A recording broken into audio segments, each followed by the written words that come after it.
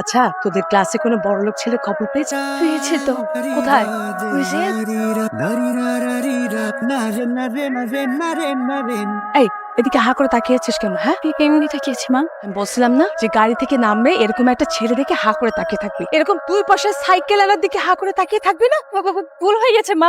এখন কি বড়লোক ছেলেদের দিকে তাকাবো? এখন কান্না ছাড়ো গো। তোর কি ইচ্ছে করে না যে গাড়ি থেকে নামে এরকম একটা ছেলে দেখে তুই তাকিয়ে থাকিস? দেখেই তো বোঝা যাচ্ছে ফকিন। আই ফকিনি, যা এখান থেকে, যা যা।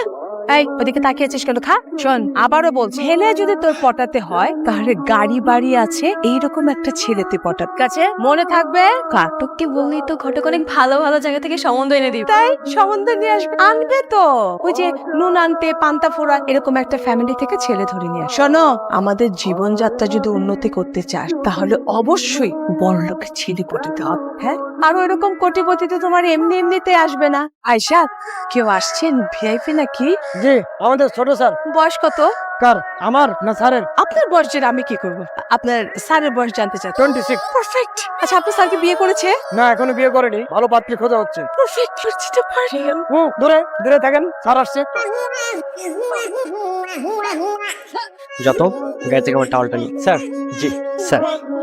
ওকে আমার দিকে তাকাইস, তোর দিকে একটু টেরাস ওকে তাকাইতাছে না, একটু লক্ষ্মী টেরাসে, যাই হোক একটু ভাব নিয়ে তাকে এদিক ওদিক তাকাইস। আচ্ছা ভাই, উনি এত বড় লোক তো সাইকেল চালায় কেন? এটা বড় লোকদের ব্যাপার, আপনি বুঝবেন না। বড় লোকের ছেলে পেলে ওয়ার্ম আপ করার জন্য এক্সারসাইজ করে।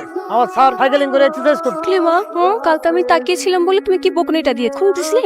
চকচক করলে সোনা হয় না, কুচকুচ করলে কালো হয়। হ্যাঁ বুঝছি তো, আমার ভুল হয়ে গেছে।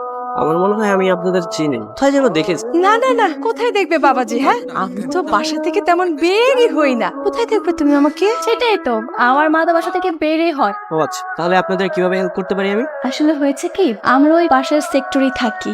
তো যে বাসাতে থাকি ওই বাসাতে আবার অনেক প্রবলেম হয়, যেমন গ্যাস থাকে না, পানি থাকে না, বিদ্যুৎও থাকে না। তাই ভাবছি নতুন একটা বাসা নিব। আসলে হয়েছে কি, আমার এই সুন্দর মেয়েটাকে নিয়ে না রাস্তায় রাস্তায় ঘুরে বেড়াচ্ছি। কি যে বিপদ, কোথাও কোনো নিরাপত্তা নেই। আবার ওর বাবা থেকে মালয়েশিয়া, সে এখন দেশে আসতে পারবেন। তাই তো এই মেয়েটাকে নিয়ে এখানে ওখানে বাড়ি খুঁজে বেড়াচ্ছি বাবা।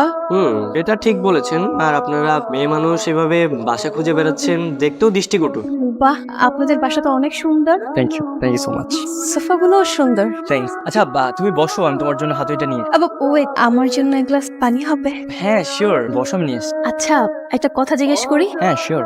আপনার বাবা মা যে বাইরে থাকে, মানে বিদেশে থাকে, আর আপনি একা একা দেশে থাকেন, আপনার কি মন খারাপ হয় না? আসলে বিদেশ আমার ভালো লাগে না, সত্যি বলতে দেশের প্রতি ভালোবাসা মায়া কাজ করে, তো তাই দেশেই রয়ে গেছে। আচ্ছা ঠিক আছে, আমি তাহলে আজকে আসি।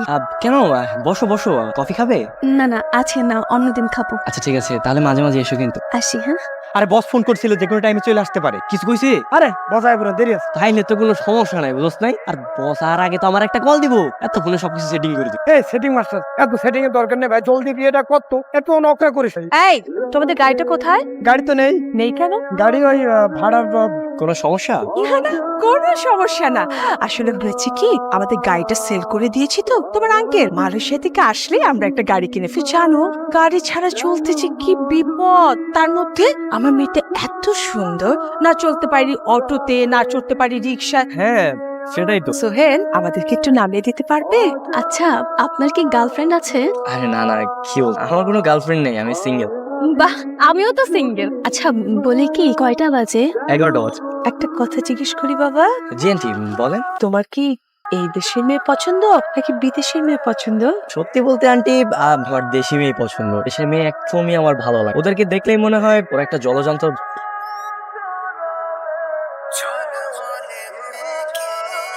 আন্টি আপনি গান বাজাচ্ছেন? না না না, এটা তোমার ফোনের রিংটোন। রিয়ার বাবা ফোন দিয়েছে। হ্যাঁ, সরি, হ্যাঁ আমি একটু হোঁচট খেয়ে পড়ে গিয়েছি। ওকে, কোনো সমস্যা নেই। আসলে দাগ থেকে যদি কোনো দারুণ কিছু হয় তাহলে সেই দাগটা থাকাই ভালো। না মানে কিছু না। চলুন আমরা আগাই, চলুন। মা, তুমি যে ওনাকে বললে উনি যেন আজকে আমাকে কলেজে নিয়ে যায়, এসব ড্রেস পরে কি কেউ কলেজে যায় নাকি? তোর পাশে কলেজে ফাংশন আছে। আর তারপর যখন কলেজে নামিয়ে দিতে যাবে, তখন যদি কোনো কিছু না দেখে কি ভাববে তুমি বুঝতে পারছো? তুই কি কলেজে যাবি নাকি? তুই বলবি যে আজকে আমার ভালো লাগছে না, চলে দুজনে একটু লেকের পাড়ে গিয়ে বসি, ফুচকা খাই, তারপর তারপর আর কি প্রপোজ কর। কি বলছো? এত তাড়াতাড়ি প্রপোজ করবো কেন? এত তাড়াতাড়ি না করলে তুই শুনলি না যে ছেলেটা মেয়ে দেখছে, ঝামেলা হয়ে যাবে। তোরা কিন্তু অনেক সুন্দর লাগছে। Thank you. একটা কথা জিজ্ঞেস করবো, হ্যাঁ অবশ্যই বলেন। কাউকে পছন্দ করো? হ্যাঁ, জিজ্ঞেস করবেন না কে এসে? কে এসে? আপ- আমি, তুমি আমাকে পছন্দ করো? কি বলছো? হ্যাঁ, আমি যখন আপনাকে প্রথম তখনই তো ক্রাশ খেয়ে গিয়েছিলাম, এরপর চোখ সরাতেই পারি কি জানো, আমি মানে তোমার স্কুলের পাশে কেন দাঁড়িয়ে থাকতাম? না। কেন? আমার জেনে নাও, আমি তোমাকে সত্যি খুব পছন্দ করি। I love you. I love you too. আমার মা কি সবকিছু মেনে নেবে? কেন মেনে নিবে না? না মানে আমার মা তো অনেক রাগী টাইপের, তো মেনে নেবে কিনা বুঝতে পারছি না। তবে হ্যাঁ, আপনি কিন্তু চাইলে প্রস্তাবটা আমার মার কাছেও রাখতে পারেন। তাহলে সবকিছু প্ল্যান অনুযায়ী হইতেছে। কালকে আমার শুভ বিবাহ। একদম আন্টি প্ল্যান অনুযায়ী গাড়ি ভাড়াটা দে। সারাদিন শুধু টাকা টাকা, এই টাকা লাগে পাগল হয়েছিস। ওটা আমার বাপের গাড়ি তুই।